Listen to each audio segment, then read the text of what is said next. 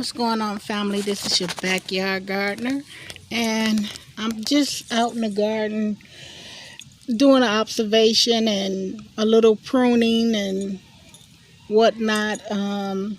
Over here, I pruned my peach tree, and I started to um, thin out a lot of the fruit, so it looks a lot better. It's not as stressed out as it was, hanging to the ground.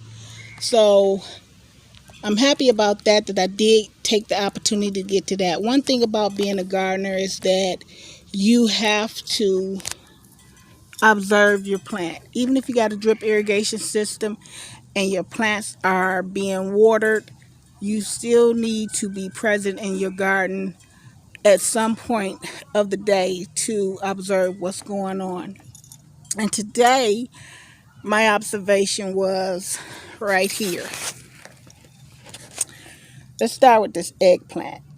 This eggplant came off of that eggplant right there.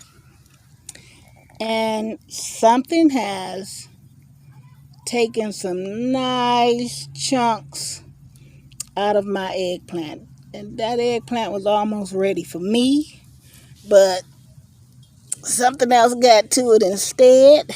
And it's a wrap for it. Right here is one of my fig trees.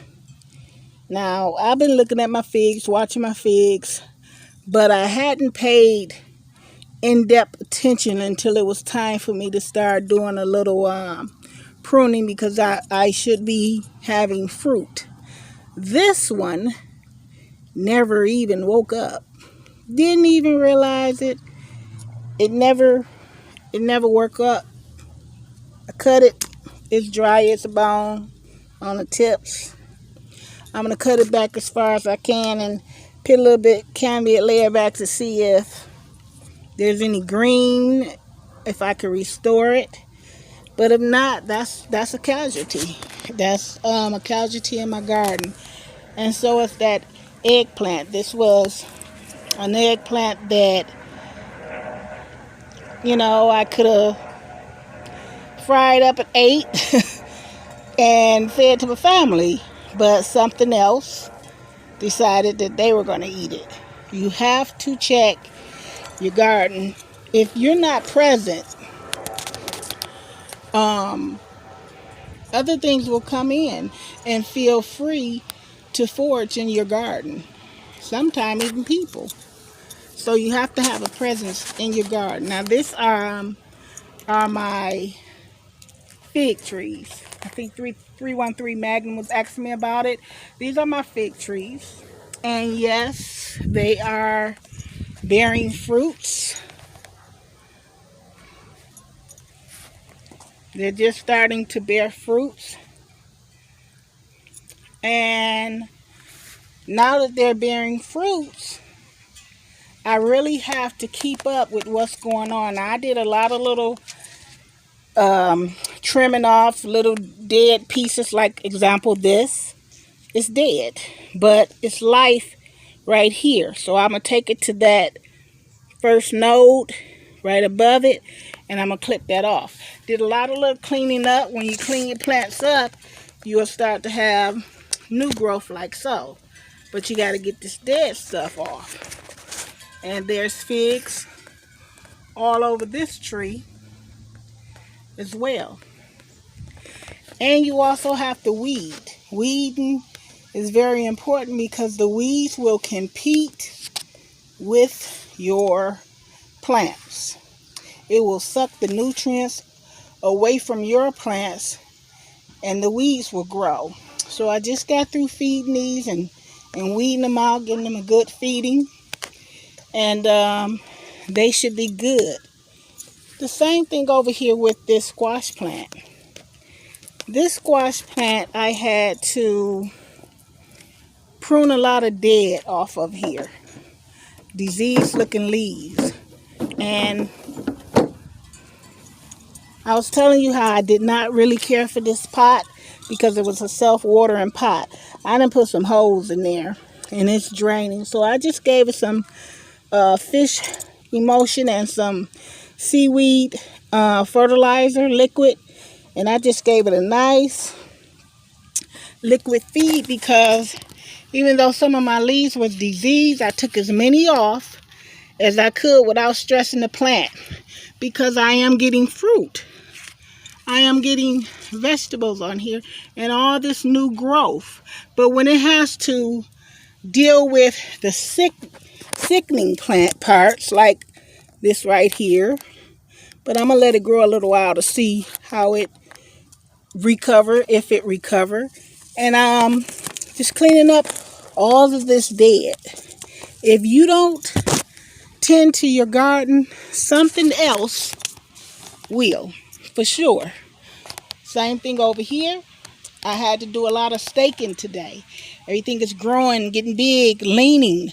When your plants lean, you're putting stress on the roots. You don't want that. Get you some bamboo stakes and stake them up. Over here, I put everything up against the fence. I'm going to show you an example. I put everything up against the fence because I wanted the fence to also be my trellis, as well as these bamboo stakes, especially when you're dealing with cherry tomatoes. You know, they vine a lot. So this is stable. Everything is happy. I had to separate some things and move them out because it was getting crowded. For example, this, I had to put it on its own stand because it just took off. So go down here to these tomatoes. The same thing. Had to separate some things, stake some things. Bamboo stakes, very inexpensive. And clean up the bottom of your plant. Don't let those leaves be hanging, them suckers be hanging all in the pot getting wet because they will get diseased. And not only do I stake them, but now that they're over here, let me go behind, I can show you a little better. Now that they're over here, I've also took tomato tape, taped them to the fence, string, tied them to the fence as an anchor, then tied it around the plant, tied it around the stake. Don't want to girdle your plant out. Nice, cool day today. Another string, tied it to the fence to keep my plants upright so that they can get the sunlight. Over here, I took all the canes off that had already fruited this year. So get out there, family. You already have started the process. You waited the whole winter and spring. You couldn't get out there to start gardening. Keep that same energy. Don't fall off. Get out there and clean your plants up. Keep them healthy. Take them all the way to the finish line so that you can do all your canning or whatever you plan to do with your tomatoes, your peppers, your fruit, your berries. Just keep everything looking nice and healthy. If it's dead, get rid of it, cut it out. Put it in isolation, put it in ICU until it get better. Get it away from the rest of your plants so it don't disease the rest of your crop. This your backyard gardener saying happy gardening, everybody, and thank you all so much.